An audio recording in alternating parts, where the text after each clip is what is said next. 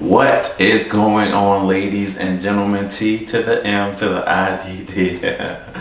Here to make a video. So it's my niece's prom. So she got all glammed up for prom, and I had to take advantage of paying to get her hair done, nails done, makeup done. So we're gonna make a YouTube video out of this. Okay, we're gonna find a way. And so one of the things that's been popular is comparing a mirrorless or DSLR to a iPhone. And so what we have here is the Nikon Z7II, and then if I could pull out the right phone, we have an iPhone 13 Pro Max, and then I have my DSLR, the Nikon D850, which I'm just going to take a photo with each of those and compare the raw files. So we're gonna get one from each and do it for studio photography, and you tell me what you think.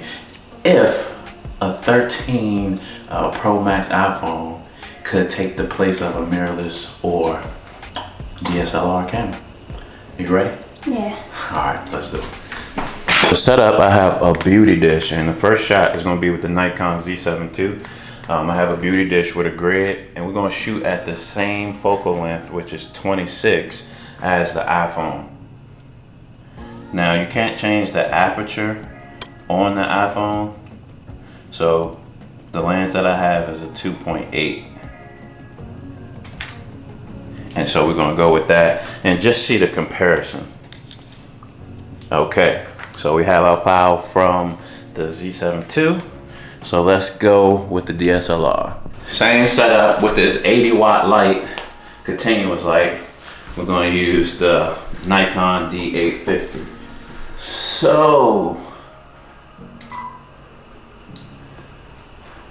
same, okay, 1, 2, 3. All right. Perfect, okay. So we got that shot. How was our model doing? All right, so the last shot is with the iPhone, and I'm actually going to put it in RAW mode. These files are like 25 megabytes, so we're going to compare all three of them in 1 second after we get this shot. Okay, 1, 2,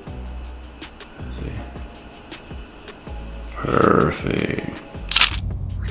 Okay, here we have the mirrorless DSLR and iPhone pictures. Now keep in mind that this is only for comparison of quality, as we do not have a lens that could go to 1.6 and still shoot at 26 millimeters focal length, or else it would be on my camera and would never leave. So I tried to use the same focal length, and you can see the ISO differs from the iPhone along with the f-stop, given that it has a 1.6 f-stop, and so we have to compensate with that in the ISO, shooting at 320. Now the first thing I notice is the colors.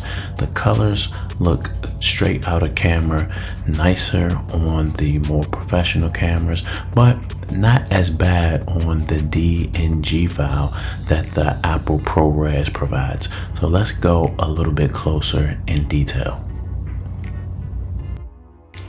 So when you compare the mirrorless to the left and the DSLR to the right, not much changes. You can see a difference in vibrance from the mirrorless, but in terms of megapixel quality, you can see everything is well defined and pretty much the same between the mirrorless and the DSLR camera. Now the difference between the iPhone and the DSLR, I'll take as an example. You can tell on the DNG file straight out of camera that the iPhone has a more flat profile. So it does take a little bit of editing to bring some things back into perspective and look flattering.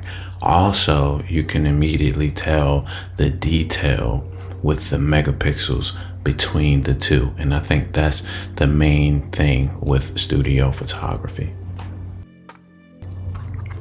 Okay, so here we have all three images with some editing, retouching, and color grading, just so we can get a final product in a studio. And I wanted to raise this question just to see if you think that an iPhone can be used for studio photography, mainly because in the photography community, a lot of people are saying that an iPhone is good enough to get the job done, especially for those who are not photographers.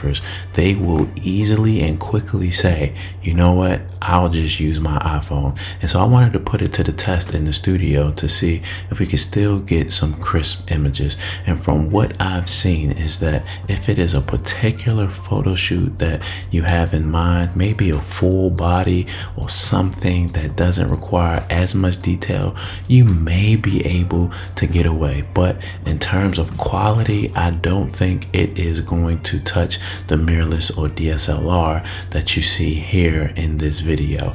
Now, something for like a beauty Photoshop, something where you need real detail, I don't think you can get away with it.